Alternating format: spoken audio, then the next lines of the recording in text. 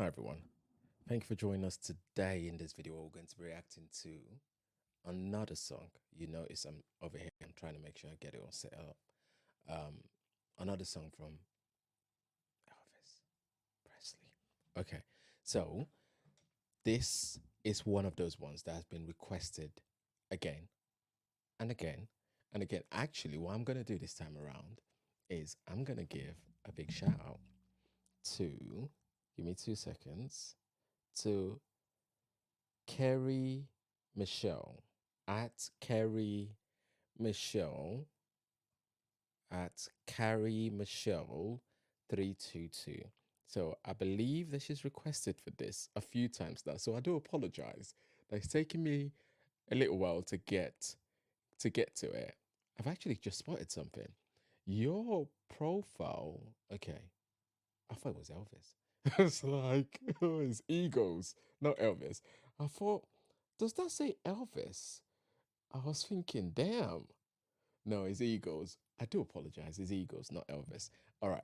So, yeah, I'm here. This one's titled The King of Kindness. Would it be fair for me to assume that the idea of King of Kindness is because Elvis is called the King of Rock and Roll? So that kind of goes hand in hand. I've watched it, so I'm just trying to kind of like make sense of it before I get there. Stop waffling, Kingsley. Let's go. All right, without any further ado, let's go. I've always treated people just like I would like to be treated. I try to remember that. That's all. It's simple. It's no problem. It's no big effort that I put forth. Yeah.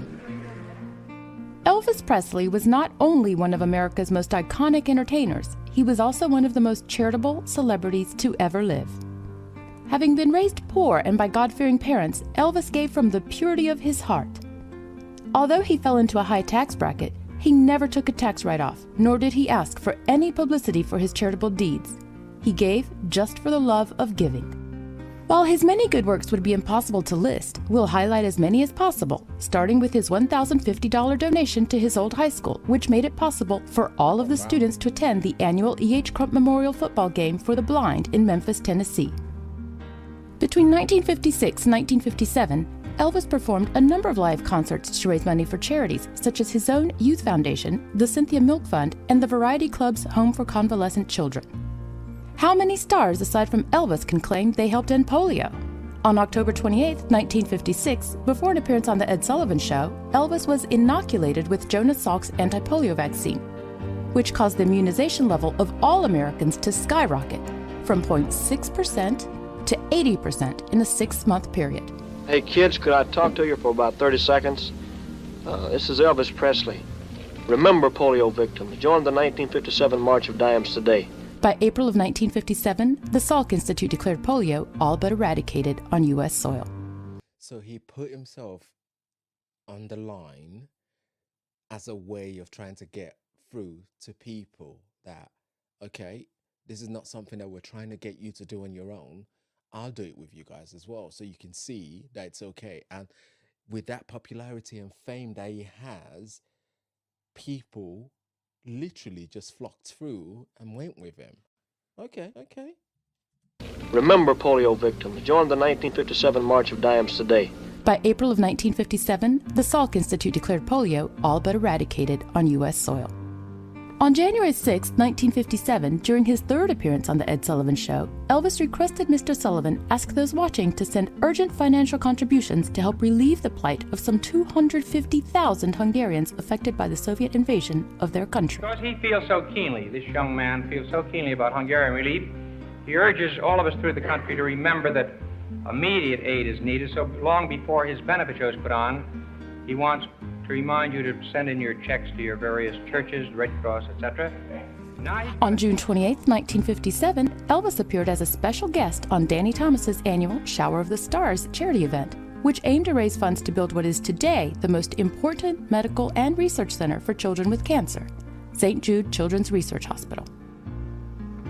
Without singing a single song, the King's presence drew over 14,000 donors, and work on construction of the hospital's first building commenced later that year. 14,000. Presley's work with sick children did not begin or end with St. Jude's. Before being drafted by the U.S. Army, he often visited hospitals to comfort children faced with life-threatening illnesses and donated the hundreds of stuffed animals that he had received from fans worldwide to them. One of Elvis's most memorable moments was recorded in the early 70s when he fulfilled the dreams of 8-year-old Denise Sanchez, who passed away soon after a visit from Elvis and her attendance at his concert. Could you sing me a special song, please? I sure will. Okay. Bye-bye. Oh, thank you so much. Elvis would often visit with Graceland's secretary, who, among other tasks, sorted his mail. If a photograph or a request or a story touched Elvis, he would immediately take steps to help the sender.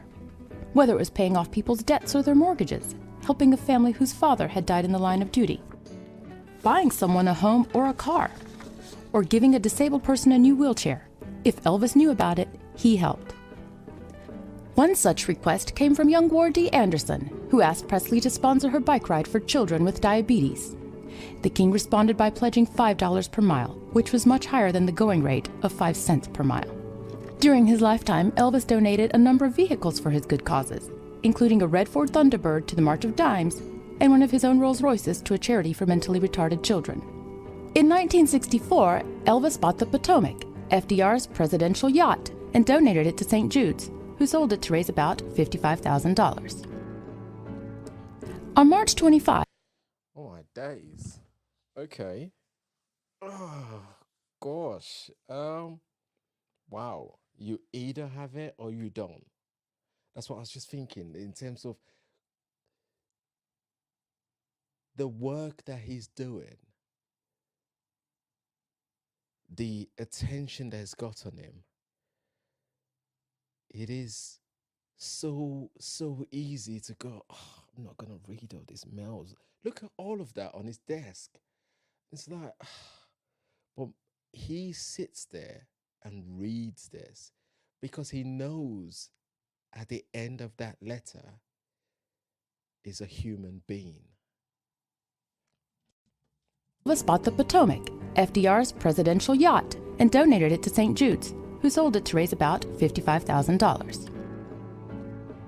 On March 25, 1961, Elvis performed a benefit concert in Hawaii to raise money for the USS Arizona Memorial at Pearl Harbor. The concert raised over $65,000, and a plaque was prominently placed at the memorial site acknowledging Elvis's efforts in raising the funds. Sadly, the plaque was removed due to unknown, possibly political, reasons. Hawaii was also the location of Elvis's most famous concert for charity, Aloha from Hawaii. The 1973 concert was the first to be broadcast live by satellite. It was viewed by a record audience of over 1 billion people worldwide. The performance raised over $75,000 for the Kui Lee Cancer Fund, which had been set up following the death of the I'll Remember You songwriter in 1966. In 1975, Elvis raised in excess of $100,000 at a concert in Jackson, Mississippi for victims of a tornado. This concert was deeply personal to Elvis, who was a child when a deadly tornado tore through his hometown of Tupelo. Elvis annually presented checks to as many as 50 charities and organizations in Memphis. Each check was for a minimum of $1,000, and some were much greater, such as his $10,000 donation to the Memphis Jewish Community Center Building Fund. In recognition of Elvis's charitable contributions throughout his life, Memphis Mayor William Ingram, along with the Governor of Tennessee, Beaufort Ellington, officially declared October 29, 1967, Elvis Presley Day in the city of Memphis and in the state of Tennessee. Oh, really? Is that still going on? Can somebody let me know? Saying I could Google it, couldn't I? Is that still a thing? Tennessee, Beaufort Ellington, officially declared October 29, 1967, Elvis Presley Day in the city of Memphis and in the state of Tennessee.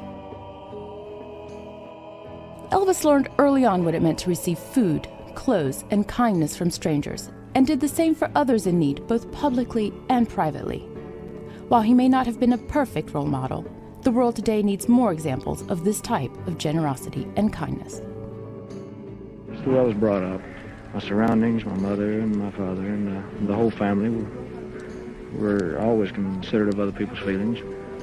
I'm proud of the way that I was brought up to believe and to treat people, and so I try to remember that. That's all. It's simple. It's no problem. Thank you for watching. Please don't forget to subscribe and to like this video.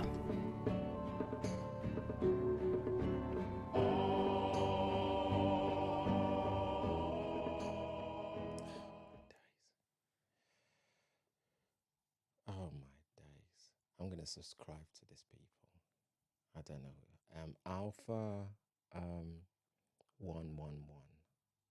I like that. I like the breakdown that they've given there.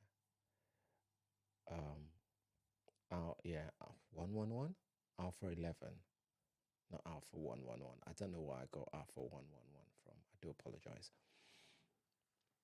Okay. I could see why people are trying to get my attention in terms of watching this, because it kind of dispels the whole myth around Elvis being this person that was not there for everyone, that was there for his own political gains, which he wasn't. That was racist, which we've found out he wasn't in the two Elvis in the black community that we've reacted to, and also in the way that he communicates and delivers his music and the people that he has around him. Being able to understand the struggles that people are going through is not something that's easy for everyone. The reason I say this is because that not until, and I'm gonna steal that line from Elvis' song, the one we've just reacted to, you walk a mile in somebody else's shoes. By walking a mile in the shoes, it could be by your own experience. Like he was brought up in a poor environment. He was dirt poor, and he had to rely on other people sometimes to be able to just live. Having gone through that, one of two things could have happened. He could have decided, I'm rich now, I'm going to block that side of me. That's it, never to be remembered again. And I'm just going to I'm going to live my rich life. And that's it. Every poor person could go do one. There are people that think that's okay, and that's each to their own. But I chose the other option. The other option is being able to let somebody know that they're not on their own. Because when you're in that time where it looks like there is no way out, it is easy for different things to start going through your head. And knowing that somebody is there for you could make or break you. And it could be that reason to want to see the next day, and the day after that, and the day after that. And I'm so glad that he was able to give people, millions of people, that opportunity. You know how much that money is in today's currency? Those are millions and millions and millions of pounds in today's currency that he was giving away at that time. So it could have been easy. We have a society right now where people just want to consistently enrich themselves.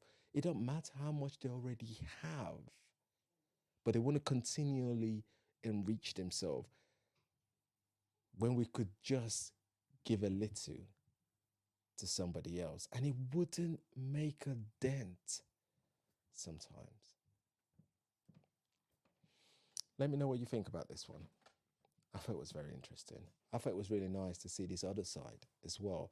And guys, all your recommendations, man, they're just super deep sometimes. It's just wow. You guys need to go easy. That was meant as a joke, by the way, just in case somebody misinterpret what I'm saying there. The reason I say this, actually, no, I'm not gonna say it. I'm not gonna say it because I don't think it would be fair on the person or the people that made the comment for me to kind of highlight that in that way, because I'll be doing exactly the same thing that they did. But what I'm going to do is I'm going to address it in the podcast, and I'm not going to put a name to it, but just draw light into how, as humans, we can exclude ourselves of certain opportunities sometimes. If you like what we're all about, please like, subscribe, and join our community. Both sides on the Curious Edge podcast, which has a YouTube channel on its own, or it's available on all major platforms. You see my photo on there, and Spotify, Apple Play, Google Play, all of them, all of Google Play, Google Podcasts, all of them, and support us that way. We would appreciate if you would support us by subscribing and checking out this content, and also most importantly, giving us your feedback on what you think about it, good or bad. We would really appreciate it. Until next time, people, you guys make sure that you continue to look after yourself and you stay safe. It has been Kings. Peace. Bye for now.